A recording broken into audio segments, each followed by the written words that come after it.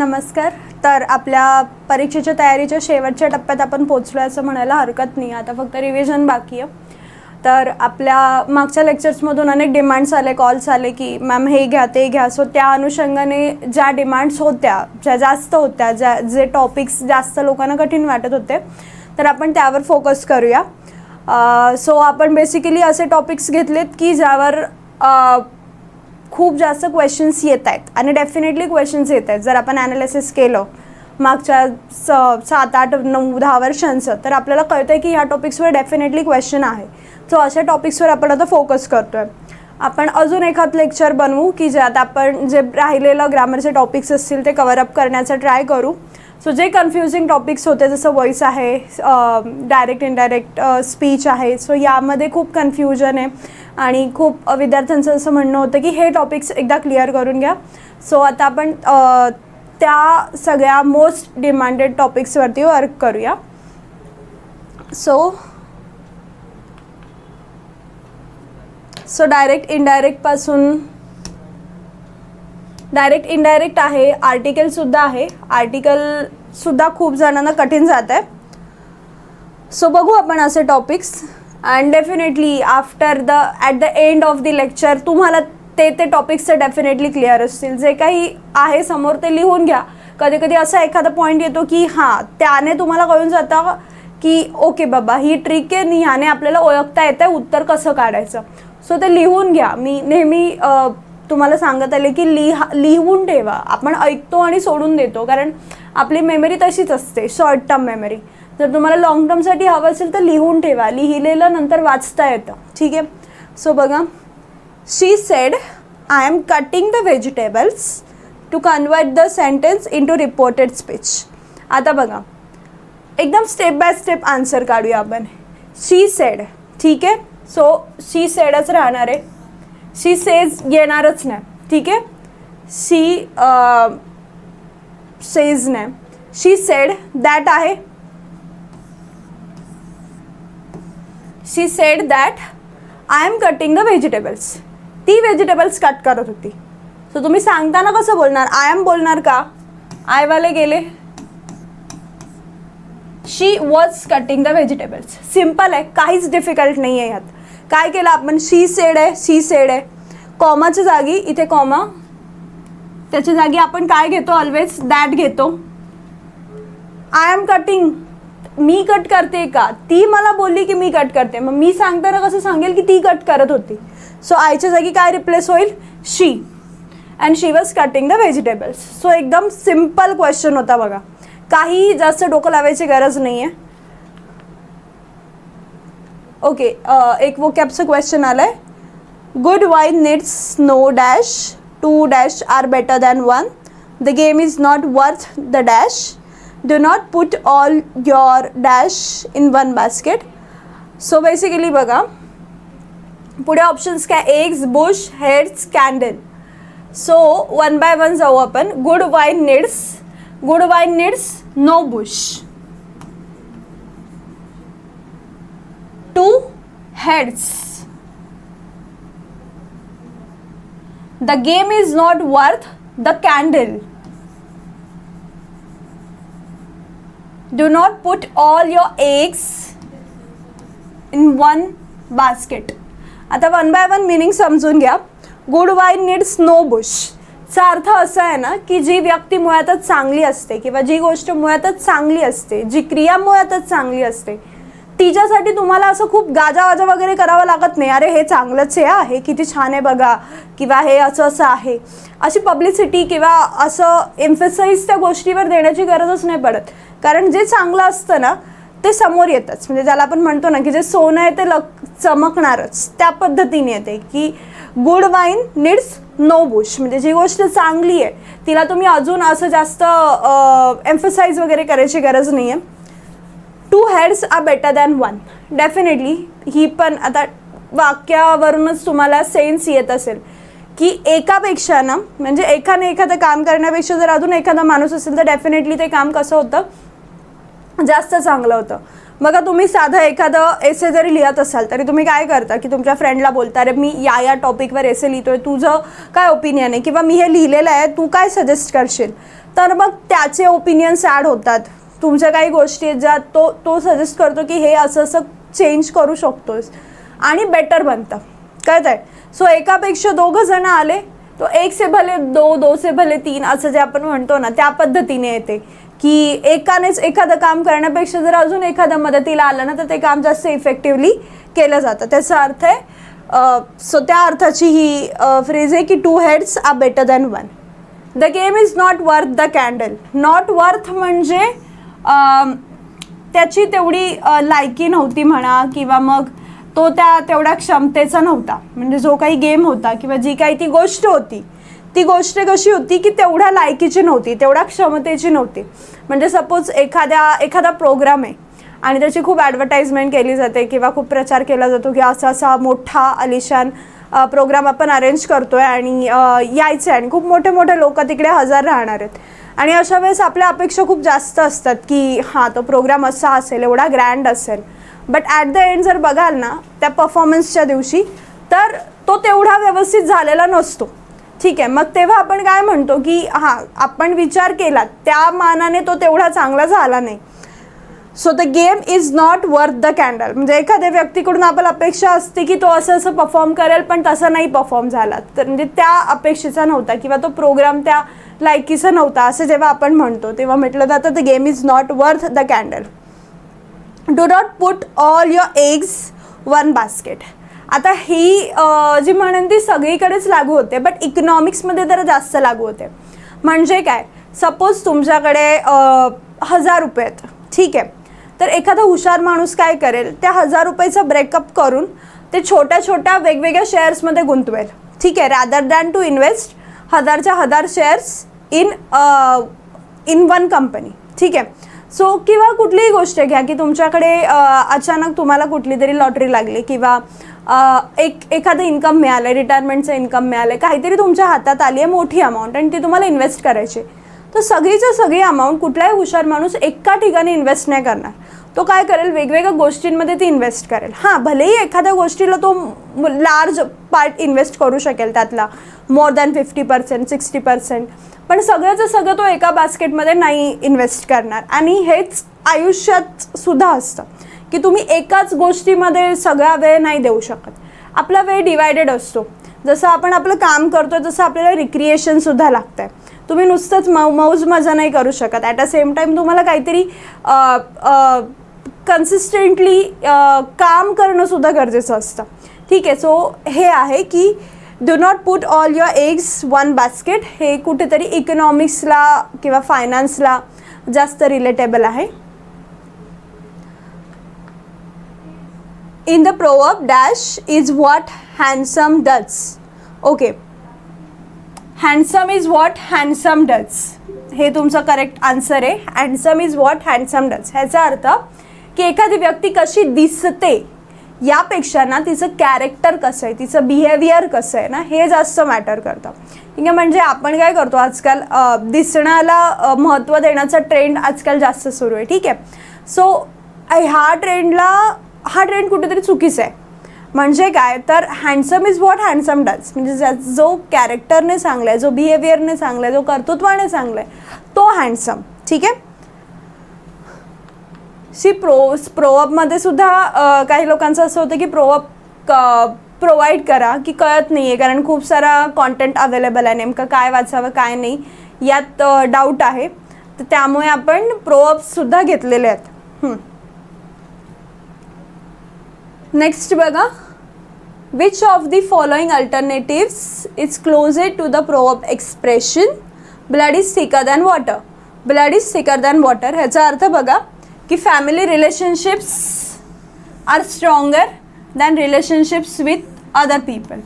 Definitely आपण बघा आता किती आपला म्हणजे आपण म्हणतो की फ्रेंड आहे, हे आहे, ते आहे, बट सपोज तुमच्या फ्रेंडमध्ये आणि तुमच्या भावामध्ये तुम्हाला कोणाची तरी चॉईस करायची असेल तर डेफिनेटली कुठेतरी आपण हां जाऊ दे चल ॲट द एंड भाऊ आहे हे म्हटलं जातं. किंवा कुठेही जा की फॅमिली रिलेशन्स आले की ते आपल्याला जास्त इम्पॉर्टंट असतात. मग तो तुमचा प्रॉब्लेम असो, तुमचं सेलिब्रेशन असो, काही पण असो, आपल्यासाठी फॅमिली रिलेशन्स जास्त इम्पॉर्टंट असतात. So blood is thicker than वॉटरचा अर्थ आहे की वॉटर म्हणजे बाकी सगळी नातीसुद्धा आहेतच आपली, बट तरीही वॉटरपेक्षा ब्लड ऑलवेजच थिक आहे. म्हणजे बाकीच्या नात्यांपेक्षा तुमचं जे ब्लड रिलेशन आहे ना, ते नातं जास्तच स्ट्रॉंग असणार आहे. कुठल्याही बाबतीत असो, तुमचा प्रॉब्लेम असला ना एखादा आणि तुम्हाला आता मदत करायची कोणाला तरी, आणि तुम्ही एकालाच मदत करू शकता, तर तुम्ही तुमच्या भावाला किंवा तुमच्या बहिणीला नाही बोलणार आहे तू तुझं मॅनेज कर ना, मी आता मित्राला मदत करायला चाललो. रादर तुम्ही मित्राला सांगाल, भाऊ आज के मला तुला हेल्प करायला जमत नाही, असं ॲट अ सेम टाईम माझ्या भावाला किंवा बहिणीला हेल्प करायला मला जायचं आहे. So this is what blood is thicker than water. हे वरती काय आहे की blood is more valuable than water, water flows easily, blood does not, आणि blood relation is not the condition to be intimate. हे तिन्ही ऑप्शन काहीच नाही आहेत. सो फोर्थ ऑप्शन परफेक्ट आहे. सी आपण आता जास्तीत जास्त कंटेंट घ्यायचं ट्राय करूया. हे जे असे वर्ड्स आहेत ते आपण जे नाही आहेत, म्हणजे ॲक्च्युअल जर इथे वेगळ्या प्रोवर्ब्स असत्या की ज्यांना काही मिनिंग आहे तर आपण एक्सप्लेन केलंही असतं, पण ज्याला काहीच मिनिंग नाही आहे ते वाचत बसण्यात काही अर्थ नाही वाटत मला. Okay, next. The proverb Rome was not built in a day. Rome ही एक सिटी आहे, युरोपियन सिटी, आणि खूप सुंदर आहे. म्हणजे तुम्ही साधं इंटरनेटवरती जाऊन जरी रोम आणि रोमन आर्किटेक्चर वगैरे वगैरे असं पाहिलं ना, तर खूप सुंदर, आणि म्हणजे आर्किटेक्चरसाठी तर स्पेशली रोम सिटी आणि ते कल्चरचा अभ्यास केला जातो. इतकी सुंदर आणि छान क्लीन सिटी आहे ती. तर ती जी सिटी आहे ना, was not built in a day. म्हणजे ती कितीतरी शतकं ती बिल्ट होत होती, वेगवेगळ्या बिल्डिंग्स बनत होत्या. असं नाही की एका वेळेस ठरवलं चला बनवा आणि झालं. जसं आपण दिल्लीचं म्हणतो बघा की वेगवेगळे आर्किटेक्चरल वास्तूच तिथे आहेत, आणि त्या बघितल्यानंतर आपल्याला वाटतं वा की दिल्लीमध्ये किती काही काही गोष्टी आहेत की ज्या आपण बघू शकतो. आर्किटेक्चरल नमुने किती छान छान आहेत, पण ते कोणी एकाने बांधले नाही आहेत. साधा कुतुब मिनार जरी तुम्ही घेतला ना, तरी तो कसा आहे की 3-4 दिल्ली सल्तनतमधल्या वेगवेगळ्या कालखंडातल्या वेगवेगळ्या डायनेस्टीजमधल्या किंग्सनी ते बिल्ड केलेलं आहे. म्हणजे काय, एखादी चांगली गोष्ट असते ना ती पटकन होत नसते. मग ह्याचा आपल्या लाईफशी आपण काय संबंध घेऊ शकतो की आपण आता एक्झाम्स देतोय किंवा आपण काहीतरी चांगलं करण्याचा प्रयत्न करतोय, तर तुम्हाला त्याच्यात लगेच यश मिळत नाही आहे. दॅट डझंट मीन की ते गिवअप करायला पाहिजे. एखादी चांगली गोष्ट होण्यासाठी ना वेळ लागत असतो. सो त्याचा अर्थ आहे की Rome was not built in a day. म्हणजे कुठलीही चांगली गोष्ट करण्यासाठी ना तुम्हाला जास्त वेळ द्यावाच लागतो. सो इथे कुठला अर्थ परफेक्ट आहे बघा. There is no alternative to hard work. Great work requires great time. Great works requires great time. एखादं चांगलं काम करताय तर डेफिनेटली त्याला टाईम जाणारच आहे.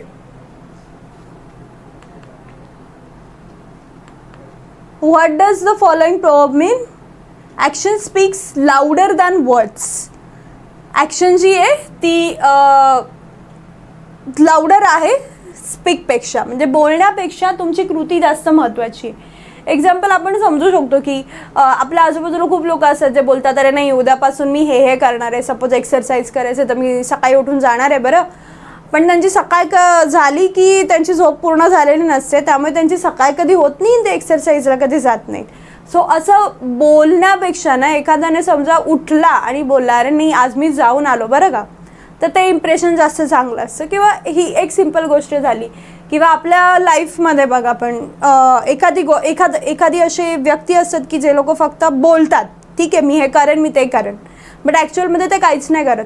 ऑन दी अदर हँड एक असा ग्रुप असतो की जो स्वतःबद्दल नाही वाहवा वगैरे करत, पण तो खूप काही करत असतो. म्हणजे तो बोलत नाही पण तो ऑलरेडी खूप काही करत असतो. ठीक आहे. So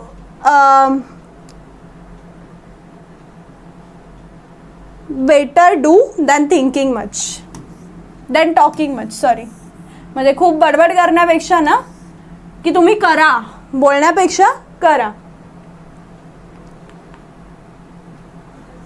complete the following proverb. Better late than never. ह्याचा अर्थ काय बघा. बेटर लेट दॅन नेवर म्हणजे ओके एखाद्या गोष्टीला तुम्हाला लेट झाला तरी ठीक आहे, कधीही न करण्यापेक्षा ना एखादी गोष्ट केलेली चांगली. म्हणजे काय की आपण म्हणतो यार आत्ता कुठे मी हा गेम शिकू, जाऊ दे, किंवा आत्ता कुठे मी ही कला शिकू. बट असं कुठल्याही गोष्टीला टाईम लिमिट नसते. तुम्ही जे आपले महान कोणीही घ्या, की आंबेडकर घ्या, की त्यांनी किती वर्षांपर्यंत किती किती डिग्रीज मिळवलेल्या आहेत. त्यांनी असं नाही विचार केला अरे झाला आता कुठे शिक्षण वगैरे घेणार, आता कुठे डिग्री वगैरे घेणार. किंवा कितीतरी असे मॉम्स आपल्यासमोर एक्झाम्पल्स येत आहेत हल्ली, की त्यांनी आफ्टर प्रेग्नन्सी वगैरे आपल्या गोष्टी जपलेल्या आहेत. सो ठीक आहे, कधी कधी आपल्याला नाही लवकर क्लिक होत, बट कधीतरी करणं हे कधीच न करण्यापेक्षा चांगलं असतं. ठीक आहे. So better late than never, म्हणजे कधीही न करण्यापेक्षा लेट केलेला ऑलवेज चांगलं आहे. The meaning of the following proverb is the early bird catches the worm. आता early bird catches the worm, आता बर्ड आणि वॉर्म ह्यांचं रिलेशन तुम्हाला माहिती आहे, की चिमण्या म्हणा, छोटे छोटे पक्षी जे आहेत ते काय करतात, की जे छोटे छोटे किडे असतात त्यांना खाऊन गुजराण करत असतात. सो जेव्हा सकाळी जो बर्ड जातो ना, तर डेफिनेटली त्याच्याकडे खूप सारा कॉन्टेंट आहे, किंवा काय म्हणतो खूप सारा वॉर्म्सचा म्हणजे क्वांटिटी जास्त आहे. ठीक आहे. But on the other hand जेव्हा सगळेच बर्ड्स उठत आहेत ना, तेव्हा काय होणार, क्वांटिटी तुमची कमी होत जाणार आहे डेफिनेटली, कारण सगळे बर्ड्स वॉर्म खाणार आहेत. सो जो लवकर जातो त्याला फायदा होतो, किंवा जो वेळेवर जातो, लवकर जातो म्हणण्यापेक्षा योग्य वेळी जाणाऱ्याला योग्य तो फायदा मिळत असतो. जो लेट असतो त्याला नाही मिळत. त्याला मराठीमध्ये आपल्याकडे हजीर तो वजीर म्हणतात बघा, की जो योग्य वेळेस आला त्याला त्या गोष्टीचा फायदा मिळणार. जर तुम्ही त्या वेळेस तिकडे अवेलेबल नसाल तर तुम्हाला त्या गोष्टीचा बेनिफिट मिळत नाही. So the early bird catches the warm.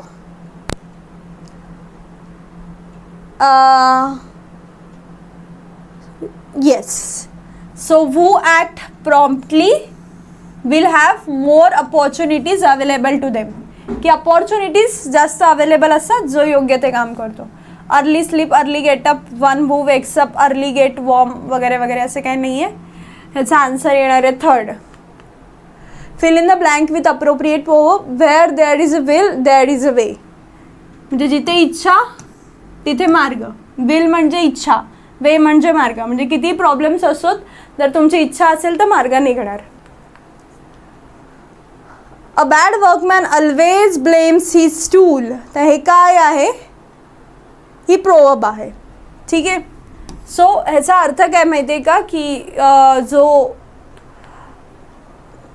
Bad workman असतो, म्हणजे आपल्याकडे नाचता येईना अंगण वाकडे म्हणतात बघा, की असा एखादा माणूस की ज्याला काम जमत नाही आहे तर उगाचच काहीतरी वेगळ्याच गोष्टींना ब्लेम करायचा, अरे ते माझ्याकडे नाही आहे ना म्हणून मला येत नाही. जो चांगला ॲक्च्युअलमध्ये करणारा असतो ना, कामगार म्हणा, कारागीर म्हणा, तो त्याच्याकडे साधनं कमी असतील ना तरी तो चांगलाच बनवतो ती कृती. आणि ज्याला येतच नाही आहे त्याला तुम्ही किती काय प्रोव्हाइड करा, तो नाही उत्तम गोष्ट बनवू शकणार आहे, बेस्ट थिंग नाही बनवू शकणार आहे. सो त्या अर्थाचं आहे की येस. सो इथे तुम्ही ओके, त्या अर्थाची ती म्हण होती मागची, की a workman always blames his tool. A bad workman म्हणजे नाचता ये ना अंगण वाकडे, म्हणजे आपल्याला जमत नाही आहे तर उगाचच काहीतरी दुसऱ्या गोष्टीवर खापर फोडायचं. Choose the correct alternative to complete the sentence. A man who is absent is soon forgotten because out of sight out of mind. हे आपण मागच्या लेक्चरमध्ये सुद्धा पाहिलं होतं, की अशी व्यक्ती की जी नाही आहे सध्या तुमच्या कॉन्टॅक्टमध्ये, तर आपण कुठेतरी ते दृष्टीच्या पडद्याआड निघून जातात. म्हणजे आपण नाही त्यांच्याबद्दल फारसा विचार केला की ते आपण विसरतो त्यांना. मग असं कोणाला तरी जुना मित्र असेल आणि त्याला आठवायचं असेल तर सांगावं लागतं, अरे तो तसा, त्याचे काहीतरी क्वालिटीज सांगावे लागतात. सो एक आहे की जर तुम्ही नसाल एखाद्या गोष्टीच्या कॉन्टॅक्टमध्ये, ती गोष्टसुद्धा, ती कलासुद्धा तुमच्या आयुष्यातून कुठेतरी निघून जाणार आहे. So a man who is absent is soon forgotten because out of sight out of mind. As you so shall you rip. So म्हणजे पेरणे, रिप म्हणजे तुम्हाला मिळणार. आता याचा अर्थ बघा, आज जे मेहनत घेत आहेत एक्झामसाठी, डेफिनेटली उद्या जाऊन ते कुठल्या तरी गव्हर्मेंट स्कूलमध्ये टीचर म्हणून अपॉइंट होणार आहेत. ऑन दी अदर हँड ते लोक म्हणतात तरी जाऊ दे, बघू ना काय होतं आणि मग होणारच आहे आपलं आणि असं आणि तसं, आणि अभ्यास करत नाही आहेत. डेफिनेटली त्यांना त्यांचं फळ जे आहे ते त्यांच्या कर्मानुसार मिळेल, जे काही असेल ते.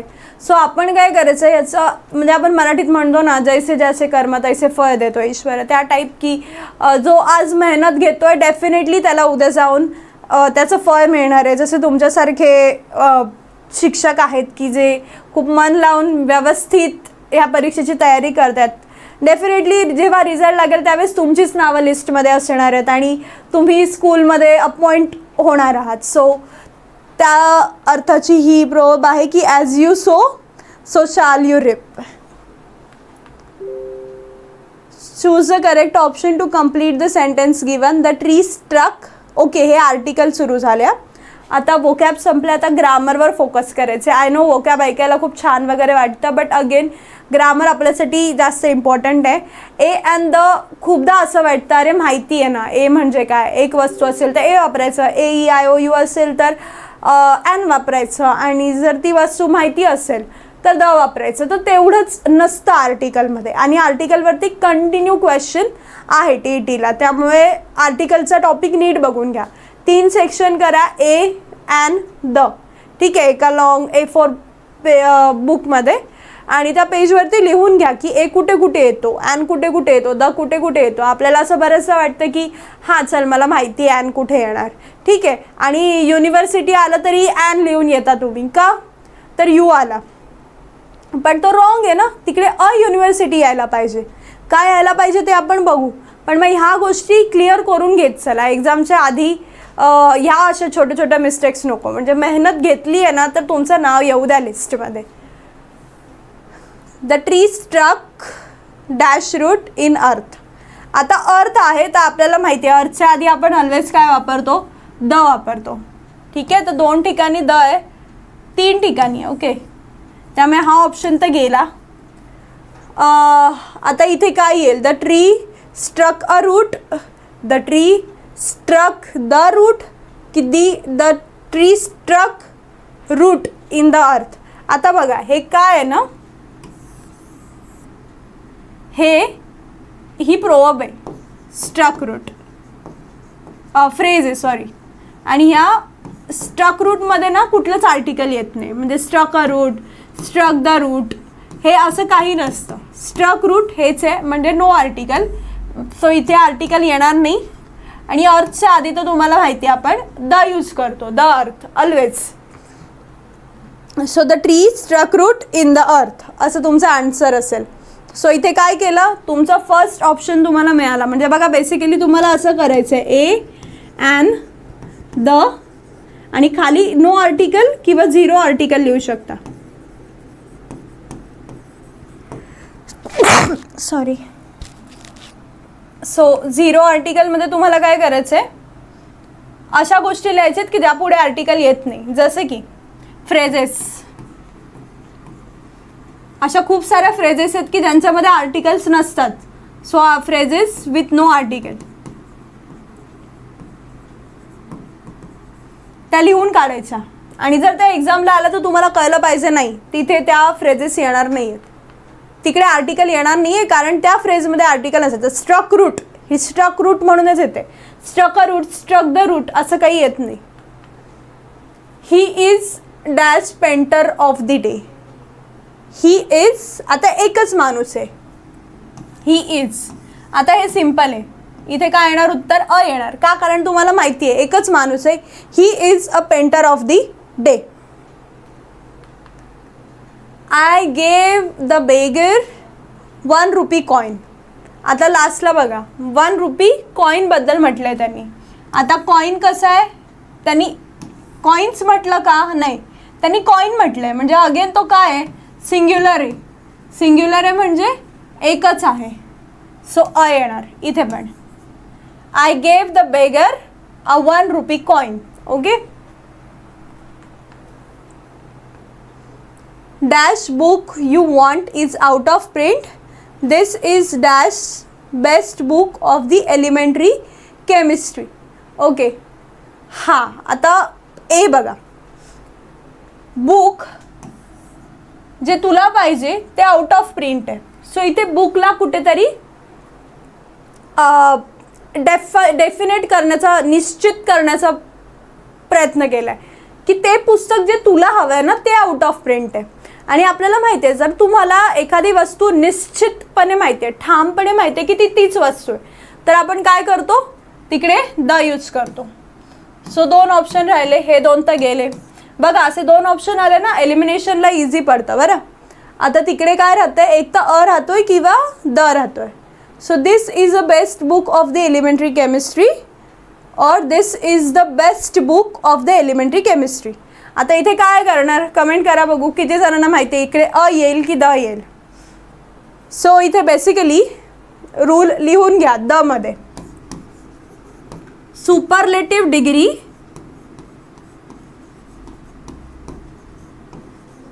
च्या आधी काय यूज केला जातो, the.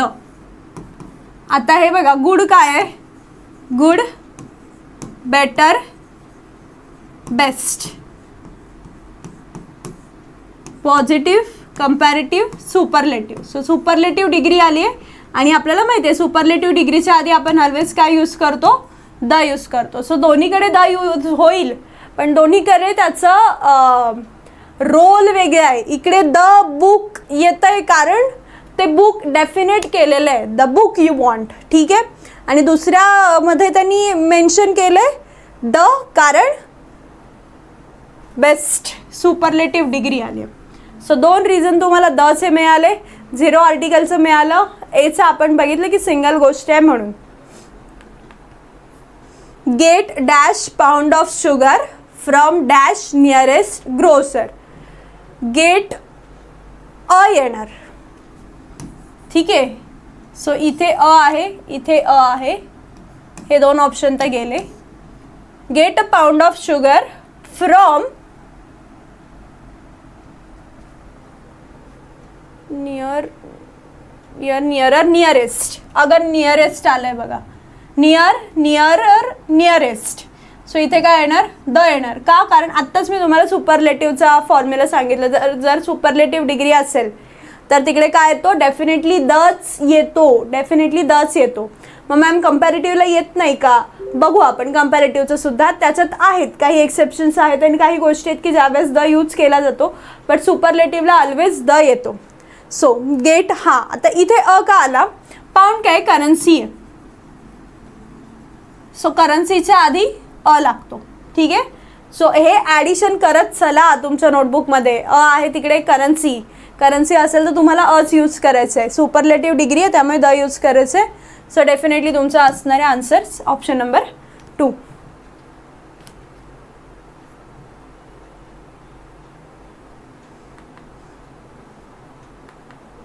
Okay. Dash iron is dash useful metal. ह्याचा आन्सर द्या बघू, कोणाला माहिती आहे की आयरनच्या आधी काय लागेल, युजफुलच्या आधी काय लागेल. सो इथे बघा, आयरनच्या आधी नो आर्टिकल किंवा 0 आर्टिकल. का, कारण proper noun, material noun,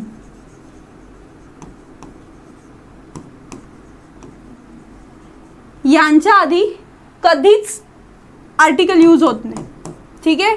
suppose तुमचं नाव आहे राम, द राम असं नाही होणार, ठीक आहे. So proper noun, material noun यांच्या आधी आर्टिकल यूज होत नाहीत. आता काही ठिकाणी आपण बघतो, ठीक आहे, द लागलाय प्रॉपर नाउनच्या आधी, पण मग त्याचा अर्थ काहीतरी वेगळा असतो त्या सेंटेन्समध्ये. म्हणजे जसं सेंटेन्स सपोज तुम्ही असं बघितलं की प्रॉपर नाउन आहे सपोज अंबानी, ठीक आहे, आणि so you are the Ambani. So आपण यू आर द अंबानी म्हणतोय, अंबानीला आपण काय केलं, प्रॉपर नाउन म्हणून नाही यूज केलं, इकडे कॉमन नाउन म्हणजे रिच, एखादा माणूस रिच आहे हे दाखवण्यासाठी अंबानी या प्रॉपर नाउनचा कॉमन नाउनसारखा वापर केला. त्यावेळेस येईल आर्टिकल, बट जेव्हा तुम्ही प्रॉपर नाउन म्हणूनच यूज करताय ना त्या वाक्यात, त्यावेळेस मात्र तिकडे आर्टिकल येणार नाही, ठीक आहे. सो हे लक्षात ठेवा. मटेरियल नाउन, आयरन हे काय एक मटेरियल नाउन आहे, त्याच्या आधी आर्टिकल लागणार नाही. सपोज जर असं असतं,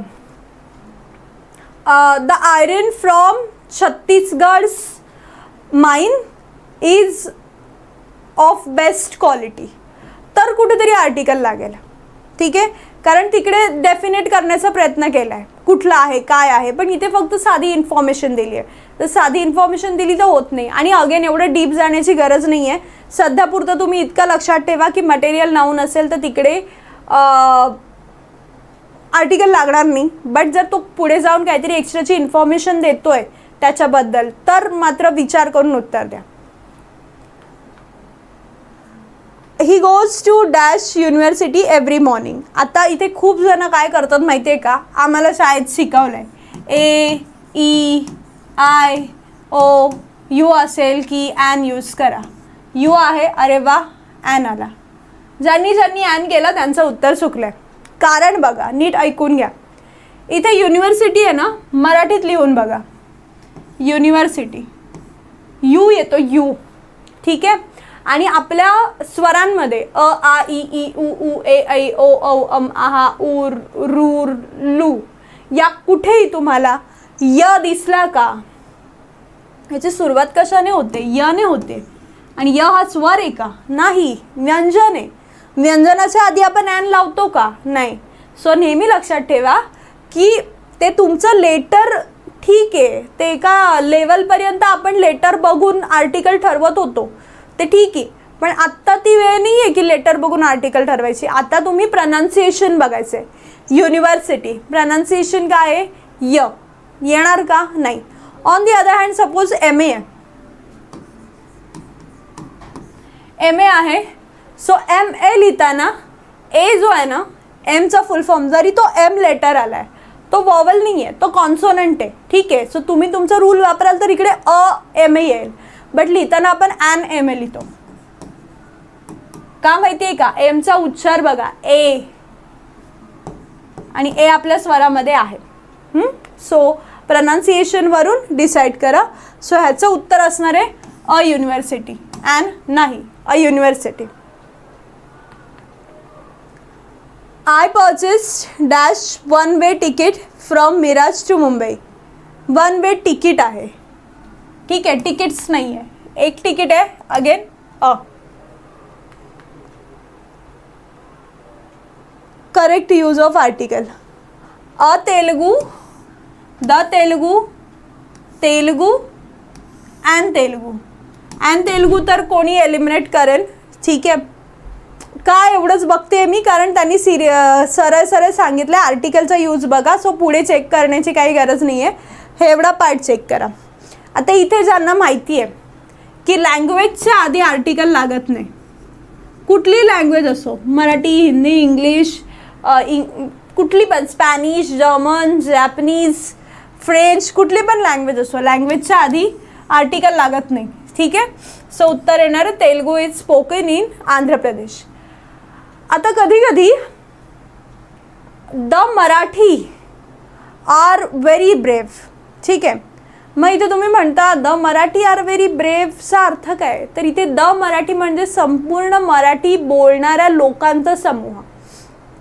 आपण कधी कधी बघतो बघा की the English are very strict about their time. ठीक आहे, आर व्हेरी पंक्च्युअल. ठीक आहे, सो द इंग्लिश म्हणजे इंग्लिश लँग्वेजबद्दल नाही बोलत आहे, तर त्या लोकांबद्दल बोलत आहे. ठीक आहे, सो इथे त्यांना लँग्वेजबद्दल बोलायचं आहे, त्यामुळे द येणार नाही आहे. Telugu is spoken in Andhra Pradesh. So ते भाषेबद्दल बोलत आहेत. ठीक आहे, तेलुगू लोकांबद्दल एखादी गोष्ट आली असती ना तर इकडे द लावला जातो. तुम्हाला तर माहितीच आहे, मी लास्ट लेक्चरला सुद्धा सांगितलं की एखाद्या भाषेपुढे जेव्हा तुम्ही द लावता ना तेव्हा ती कम्युनिटी बनते. ठीक आहे, म्हणजे ती भाषा बोलणारे लोक, आणि तो प्लुरल बनतो आणि पुढे आय लागतो. The Marathi are, the Telugu are. ठीक आहे, पण इथे ते लँग्वेज म्हणून आलं आहे, तेलुगू इज स्पोकन, आणि लँग्वेजच्या पुढे आर्टिकल लागत नाही, लँग्वेजच्या आधी. सो फक्त ऑप्शन नंबर 3 बरोबर आहे. ॲन नाही, द नाही, अ नाही, कुठलाच आर्टिकल लागणार नाही. Could you please give me a glass of water. Again glass of water ही एक फ्रेज आहे आणि त्याच्यामध्ये कुठेही आर्टिकल येत नाही. आपण बघा जेव्हा रेस्टॉरंटमध्ये जातो, कुठेही जातो आणि आपल्याला एक्स्ट्राचं पाणी हवं असतं तर कुड you please give me a glass of water असं म्हणतो. ग्लास ऑफ वॉटर किंवा अ ग्लास ऑफ वॉटर असं काही म्हणत नाही. ग्लास ऑफ वॉटर असंच येते. ठीक आहे. अ ग्लास ऑफ कुठलंही मध्ये लागणार नाही आर्टिकल, ऑफ वॉटर डायरेक्टली लागेल, so no article. The dog is of dash English and dash French birth. Okay, so जी मी तुम्हाला मगाशी कन्सेप्ट समजावली, इथे डॉग आहे ना त्याच्या बर्थबद्दल बोलतोय, म्हणजे बर्थ प्लेसबद्दल बोलतोय. ठीक आहे. किंवा एखादी स्पीसीज आहे, इंग्लिश फ्रेंच, बेसिकली प्लेसच असेल, तिकडची स्पीसीज असेल. So the dog is of the English and French birth. ठीक आहे. आता इथे नो आर्टिकल येणार, कारण जेव्हा अशा दोन गोष्टी आलेल्या असतात एकत्र तेव्हा आपण एकदाच आर्टिकल वापरतो आणि त्या दोन्ही गोष्टी पाठोपाठ घेतो. सो इथे तुमचं उत्तर असेल ऑप्शन नंबर 2. सो इथे अगेन इंग्लिश ही लँग्वेज नाही आहे. ठीक आहे. त्याला कुठेतरी डेफिनेट करण्याचा प्रयत्न केला आहे त्या स्थळाशी.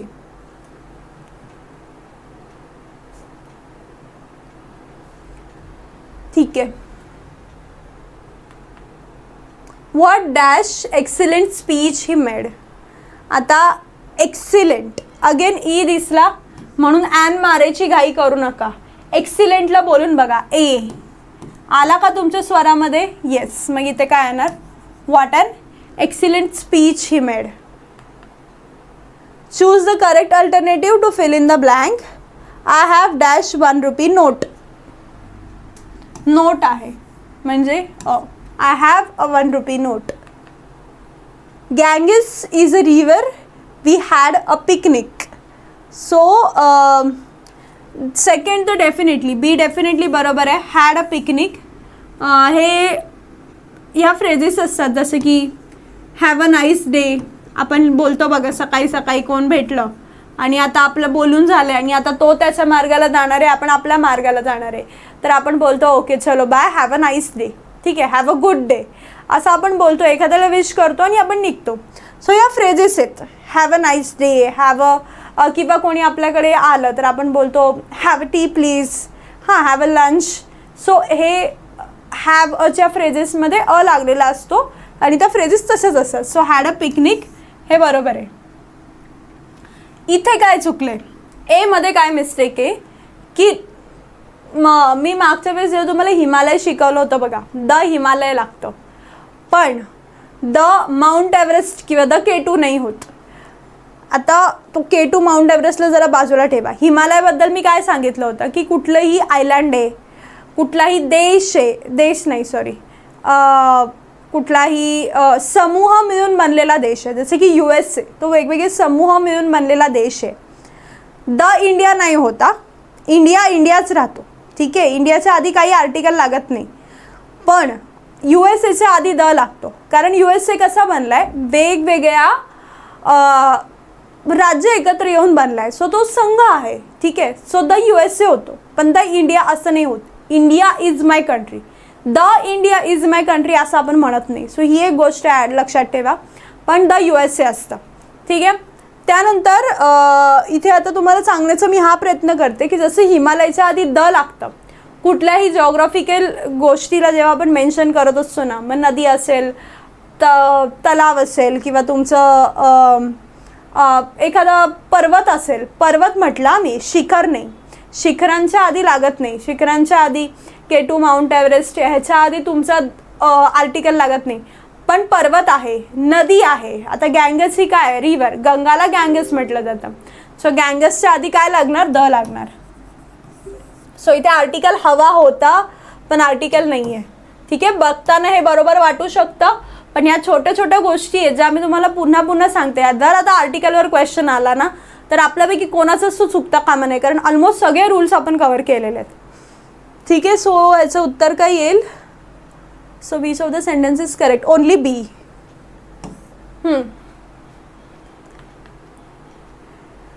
He said to me, why did you strike me? Select the correct indirect narration of the above sentence. He said to me, why did you strike me. आता तिकडे बघा क्वेश्चन मार्क आहे. क्वेश्चन मार्क म्हणजे asked होऊ शकतं.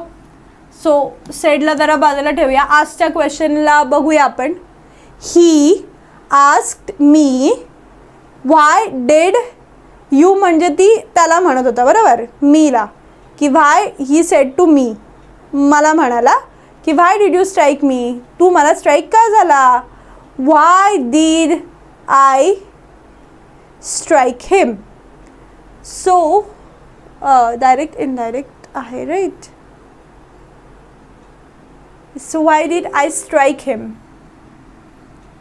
So here he inquired तर येणार नाही आहे. Why he inquired to me असं काही नाही. He inquired of me. He said to me that why I struck him. He said to me, he said me, he said, हां ही ask मी. इथे बघा इथे सेड मी, ही सेड मी असं नाही होऊ शकत आहे. ही सेड मी दॅट. ओके, ह्या दोन ऑप्शनमध्ये जरा कन्फ्युजन वाटतं, बट स्टील इथे स्ट्राईक आणि स्ट्रकमध्ये आणि आस्क्ड आणि सेड मीमध्ये कन्फ्युजन आहे. Still will come back to this question again. Kamala said to Akshay, are you not ashamed of yourself. Kamala अक्षयला म्हणाली, are you not ashamed of yourself. So Kamala asked Akshay. One by one जाऊया. पहिला option check करूया. Kamala asked Akshay if he is not ashamed of himself. If you are not ashamed of, if he was not ashamed of himself. ठीक आहे. So तुमचं उत्तर असणार आहे option number 3. का, कारण इथे he is, if you are आणि इज हे सगळं प्रेझेंट टेन्समध्ये आणि आपल्याला जे आन्सर हवं आहे ते पास्टमध्ये हवं आहे. त्यामुळे तुमचं उत्तर येणार आहे option number 3. I said to her will you teach me knitting. So question mark आहे. आय आस्क्ड वरती फोकस करूया. I asked her that she will teach me knitting. नाही, ते क्वेश्चन पाहिजे, तो शी विल टीच मी नीटिंग असं नाही येणार. I asked her whether she would. Yes, विलच्या जागी काय येईल, वुड येईल. She would teach me knitting. I said to her, option number 1 बघा, whether you teach me knitting. So नाही, I said हा ऑप्शन गेला. I told her that if she will teach me knitting. इथे will आहे, so हे पण गेला. So इथे आन्सर काय येणार, I asked her. आता वन बाय वन बघा. I saidच्या जागी asked her whether. जेव्हा क्वेश्चन मार्क येतो तेव्हा आपण if किंवा whether वापरतो. ठीक आहे. So whether she would teach me knitting. विलचा काय झाला, वुड झाला. Change the following sentence into indirect speech. He said the horse died in the night. He said. Okay, so says तर येणार नाही. He sed that, he said that. Okay, the horse इथपर्यंत common आहे बघा. The horse died in the night. He said that the horse was died in the night. He said that the horse had died in the night. So इथे काय आहे तुमचा simple past आहे, इथे तो पास्ट परफेक्ट बनेल. So he said that the horse had died in the night. कारण वरती पास्ट टेन्स आहे, सिम्पल पास्ट, जो खाली काय बनेल, past perfect. He said I have been helping the poor. So told येणार नाही, टेल्स नाही. आता टोल्ड का नाही बघा, टोल्ड तेव्हाच येतो जेव्हा लिसनर आणि स्पीकर दोघंही असतात, म्हणजे बोलणारा आणि ऐकणारा दोघंही आहेत. आता ही सेड टू वूम मेन्शन केलं आहे का, कोणाला बोलला हे माहीत नाही आहे, त्यामुळे टोल्डचा प्रश्न येत नाही, टोल्ड गेला. So he said that he had been helping the poor. He says येणार नाही. Option number 2. He said that he had been helping the poor. Next बघा. The manager said to the customer, have you brought the project report? Again question mark. So the manager asked okay, सगळीकडे आस्क्डच आहे. The manager asked the customer whether the manager asked the customer whether he brought the project report. The manager asked the customer whether he had brought the project report. The manager asked the customer that if he had brought the project report. The man asked to the customer, नाही, ask to कधी नसतं, ठीक आहे. So have you brought the project report? Have you brought, आता हा काय आहे तुमचा प्रेझेंट परफेक्ट आहे आणि प्रेझेंट परफेक्ट काय बनतो, पास्ट परफेक्ट, ठीक आहे. सो इथे काय होईल, पास्ट म्हणजे हॅवच्या जागी हॅड येईल. तर त्याचा हॅड कुठे आहे, फक्त या एकाच ठिकाणी आहे, बरोबर, इथे पण आहे. So the manager asked the customer that if had brought the project report whether he had brought. So whether he had brought the project report. Identify the correct indirect narration of the sentence given below. He says I am working hard. ठीक है. So he says चं काय होईल, he said, हे गेलं, he said that he is नाही, इजचं काय होईल, आय ॲम वर्किंग आहे ना.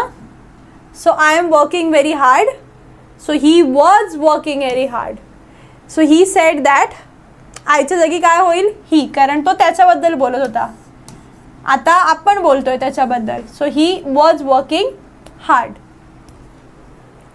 सो बघा प्रॅक्टिसने ना हे क्वेश्चन्स एकदम काय बोलतो आपण की एकदम तुमच्या हातचं मय होऊन जाणार, पण त्यासाठी कंटिन्यू प्रॅक्टिस पाहिजे.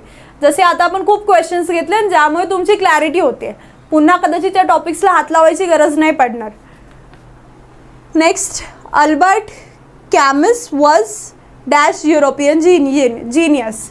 अगेन इथे ई बघून ॲन नाही लिहायचा, युरोपियन य आहे त्यामुळे वॉज अ येणार. So Albert Camus was a European genius. Rama said to Arjun go away. Go away म्हणजे रामा अर्जुनला म्हणाला निघून जा, ठीक आहे. आता निघून जा, आता तिकडे तर तो असं म्हटला नाही please go away, please get lost, असं काहीतरी म्हटलं नाही, म्हणजे ती रिक्वेस्ट वगैरे तर नाही आहे, ठीक आहे. सो कुठेतरी गो अवे, V1 सुरुवातीला आला आहे म्हणजे कुठेतरी इम्परेटिव्हच्या लाईनवर चाललं आहे, त्यामुळे इम्परेटिव्ह असेल तर ऑर्डरवाले सेंटेन्स चेक करा. Rama ordered Arjun to go away.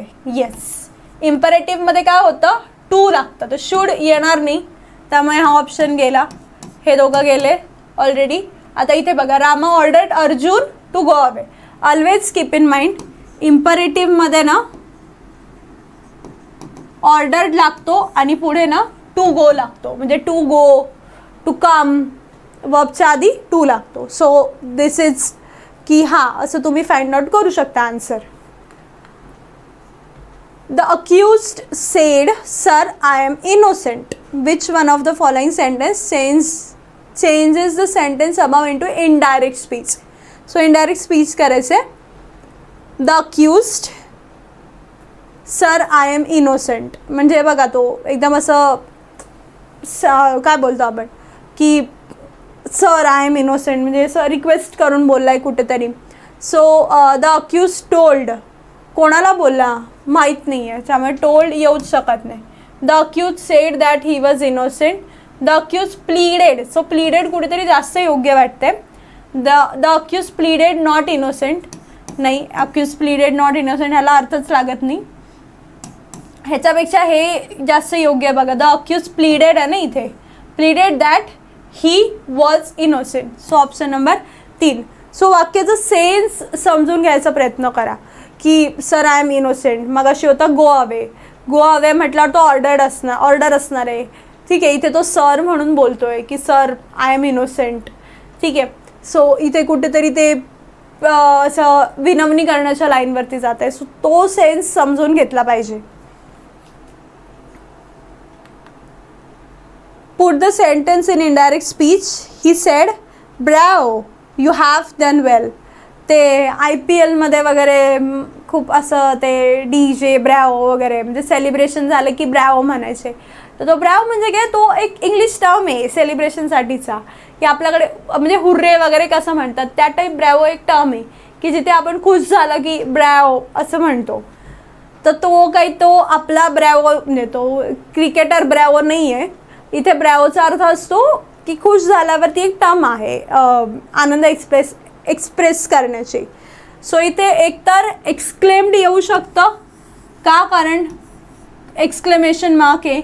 ॲप्लॉडेडचा अर्थसुद्धा हेच होतो की आनंदाने बोललं. ठीक आहे. So he exclaimed and said you have done well. So असं कधी होणार नाही formation. He said bravo and did well नाही. He said to him bravo brave कुठून आला नाही. सो हा ऑप्शन गेला. सो इथे बघा, he applauded him comma saying that he had done well.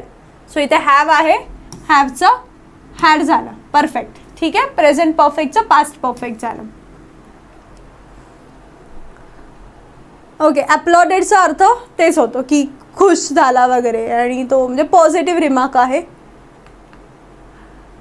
My grandmother said to me don't sit on the wall. My grandmother want me not to sit. Okay. आता इथे बघा, डोंटच्या वाक्यात not टूच येतं नेहमी. So जर not to नसेल पॅसिव्हमध्ये ते वाक्य कट करून टाका. डू नॉट सिट गेलं का, कारण आपल्याला काय हवं आहे, नॉट टू हवं आहे. सो इथे बघा, इथे नॉट टू आहे, इथे आहे, इथे आहे. ठीक आहे. My grandmother want me not to sit on the wall. My grandmother told me no to sit नाही येणार, नो नाही येणार. काय सांगितलं मी तुम्हाला, नॉट पाहिजे, त्यामुळे हे गेलं. My grandmother said me not to sit on the wall. My grandmother said me not to sit on the wall. So कुठेतरी वॉन्ट हे व्यवस्थित वाटतंय की माझी आजीने मला वॉर्निंग दिला की तिथे बसू नको. ठीक आहे. So my grandmother want me not to sit. इथे आता हे लक्षात ठेवा, डोंटच्या वाक्यामध्ये नॉट टू येणार. Pick out the verb that would appear in the indirect speech of the following sentence. Alice said how clever I am. So exclaimed की verb जो आहे हां ह्याच्यामधला की त्याचा हे appear, pick out the verb की खालीलपैकी काय ते अपीयर करत आहे. तो ऑब्वियसली एक्सक्लेम, कारण एक्सक्लेमेशन मार्क आहे. सोप्पा होता क्वेश्चन तर. Next, select the correct indirect form of the sentence. He sed can you swim. So question mark आहे म्हणजे आस्क्ड, इन्क्वायर्ड हे पण होऊ शकतं. सो कॅनचं काय होईल, कुड होईल. सो कॅनचं कुड, इथे कॅनचं कॅनच राहिले, इथे तर काय दिलंच नाही आहे कॅन कुड. सो तर ह्या दोघांमध्ये बघा, यू कुड नाही आहे. If he said, he ask me if I could swim ना. He ask him if you could swim असं नाही, he ask me if I could swim. So option number 1. सेन्सवरती थोडं लक्ष द्या, कारण सगळ्याच गोष्टी काही पाठांतराने होत नसतात. सो इथे बघा, he asked me if I could swim. He asked me if I could swim. Sonali said I must go home. आता इथे बघा, Sonali said that she had to go home. Sonali said that she must go home. आता इथे ना had to येणार. आता तुम्ही विचार करायला, आता हे काय नवीन, मस्ट आहे वरती तर हॅड टू कुठून आलं. So only option number A येणार. आता ही कन्सेप्ट काय बघा, मस्ट आहे ना, बेसिकली दोन गोष्टी दाखवतो. एक पहिली गोष्ट आहे की जी गोष्ट तुम्हाला करायचीच आहे, ठीक आहे, ज्यावर तुम्हाला कंपल्सन असतं, त्याला म्हणतात you must be present today. म्हणजे आज तुम्हाला प्रेझेंट राहायचंच आहे. ठीक आहे. सो हे झालं कंपल्शन. पण इथे तिच्यावर कंपल्सन नाही आहे, ती असं म्हणते की मला आता गेलं पाहिजे. ठीक आहे. सो हे कंपल्सन नाही आहे. जेव्हा कंपल्सन नसतं ना तेव्हा मस्टचं हॅड टू होतं. ठीक आहे, नवीन गोष्ट कळली असेल तर लिहून घ्या की Sonali said that she had to go home, कारण मस्ट इथे कंपल्शन म्हणून आलेलं नाही आहे. Zoya said to the girl why are you crying. So Zoya said to the girl why she is crying. Zoya asked the girl why she was crying. Zoya enquired of the girl why was she crying. Zoya asked the girl if she was crying. So बघा, Zoya asked the girl why she was crying. हां, Zoya asked the girl why she was crying. हां, आता if she was crying म्हटलं ना, Zoya asked the girl if she was crying नाही, ती व्हाय विचारते ना की का रडते, तू रडते का असं नाही विचारते, त्यामुळे हा ऑप्शन गेला. So Zoya inquired of the girl why was she crying. Why was she नाही, मग हा क्वेश्चन मार्क तयार होतोय ना, व्हाय शी वॉज पाहिजे. सी, आपण तुम्ही वॉज शी टाकलं ना तर तो क्वेश्चन मार्क होतो. शी वॉज असं फ्रेमिंग असतं. अफर्मेटिव्हमध्ये शी वॉज. वॉज शी टाकलं की ते तुमचा क्वेश्चन मार्क झाला, इंटरोगेटिव्ह झाला. ठीक आहे. You said to her I have called my friends. You said to her, तू तिला म्हणालास I have called my friends, मी माझ्या फ्रेंड्सना बोलवलं आहे. सो यू टोल्ड, टू कधीच नसतो, टोल्ड नंतर टू लागत नाही, त्यामुळे हा ऑप्शन गेला. टोल्ड नंतर टू कधीच लागत नाही. So you told her that you have. आता हॅवचं खाली काय होईल, हॅड होईल. ठीक आहे, त्यामुळे हे दोन ऑप्शन पण गेले कारण दोन्हीकडे हॅव आहे. ठीक आहे. सो यू टोल्ड आणि इकडे हॅड आहे. So you told her that you had called your friends. Option number 4. So बघा, पूर्ण वाक्य वाचायची पण गरज नाही पडत आहे. छोटे छोटे ट्रिक्सनी आणि प्रॅक्टिसने तुम्ही करेक्ट आन्सरपर्यंत पोहोचू शकताय, ते पण कमीत कमी टाईममध्ये. चलो, सो अजून व्हॉईस वगैरे बाकी आहे. अजून 1-2 टॉपिक्सची डिमांड झाली होती, सो ते टॉपिकसुद्धा आपण कवर करू. अँड आय होप की या लेक्चरचा तुम्हाला खूप फायदा होतो आहे. So will call it a day for today. आणि आपण लवकरच दुसरं लेक्चर घेऊ ह्यालाच कंटिन्यू, ज्यामध्ये पॅसिव्ह व्हॉईस, क्वेश्चन टॅगसुद्धा खूप इम्पॉर्टंट आहे आणि ते कवर करण्याचा प्रयत्न करू. ॲक्टिव्ह पॅसिव्ह व्हॉईसमध्ये बऱ्याच जणांना कन्फ्युजन आहे, सो त्यावर वर्क करू. Okay, so see you all in next lecture. Thank you.